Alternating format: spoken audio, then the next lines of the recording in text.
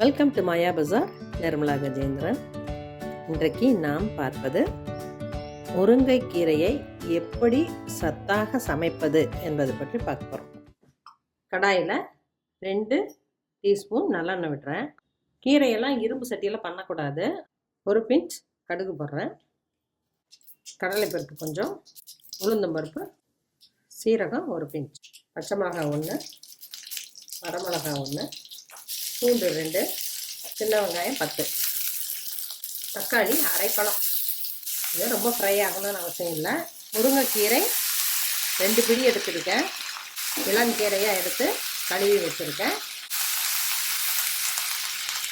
ஃப்ளேமை ரொம்ப குறைச்சிடணும். நம்ம தண்ணி ஊற்ற போகிறதில்ல. இந்த தக்காளி தண்ணியிலையே அலசன தண்ணியிலையுமே இது கொஞ்சம் நேரம் வேகட்டும். இது திருச்சியில் இருக்க ஒரு சித்தா டாக்டர் சொல்லியிருக்காங்க. முருங்கைக்கீரையில் எல்லா சத்தும் இருக்குது, எல்லாருக்குமே நல்லது. இருந்தாலும் டயபெட்டிக் பேஷண்ட்டுக்கு இது நல்ல எனர்ஜி கொடுக்கும், நரம்பு தளர்ச்சியை போக்கும். தண்ணி ஊற்றி வேக வைக்க வேண்டாங்கிறாங்க. அதனால் சிம்லேயே இதுலேயே அப்படியே சுருண்டு வேகட்டும். பச்சையாகவும் இருக்கக்கூடாது. கொஞ்சம் நேரம் தள்ளி திருப்பி விடுவோம். மறுபடியும் கரட்டி விடுவோம். அப்போ தான் எல்லா கீரையும் ஒரே மாதிரி வேகும். இதுக்கு முத்தனை கீரை போட்டால் கண்டிப்பாக கொஞ்சம் வேகாது. நல்லா இளங்கீரையாக போடணும். கொஞ்சம் உப்பு போட்டுடலாம். 3/4 வெந்துருச்சு. இந்த உப்பில் 1 நிமிஷம் இருக்கட்டும். 1 டேபிள் ஸ்பூன் நடக்கடலை எடுத்திருக்கேன்.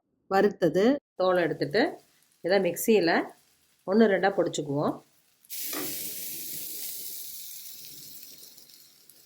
வெந்துருச்சு.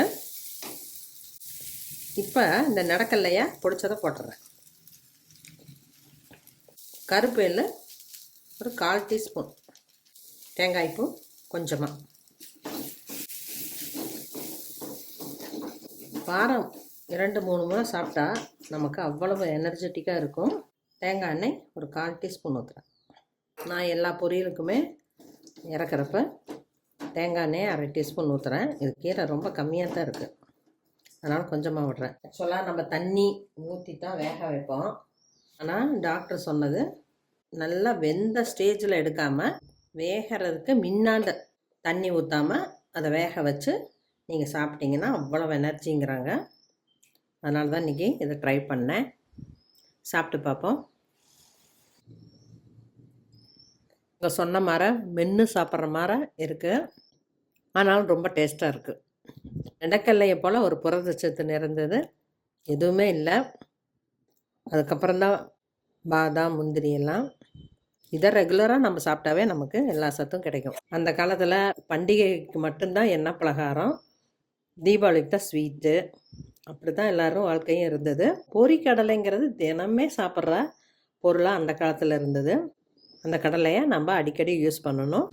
சத்தான முருங்கைக்கீரை பொரியல் ரெடி ஆயிடுச்சு. இதை கண்டிப்பாக ட்ரை பண்ணுங்கள். எல்லோருக்கும் ஹெல்த்தி ஃபுட்டாக இருக்கும். செஞ்சு பாருங்கள், சாப்பிட்டு பாருங்கள். பிடிச்சிருந்தா சப்ஸ்கிரைப் பண்ணுங்கள், ஷேர் பண்ணுங்கள். தேங்க்யூ.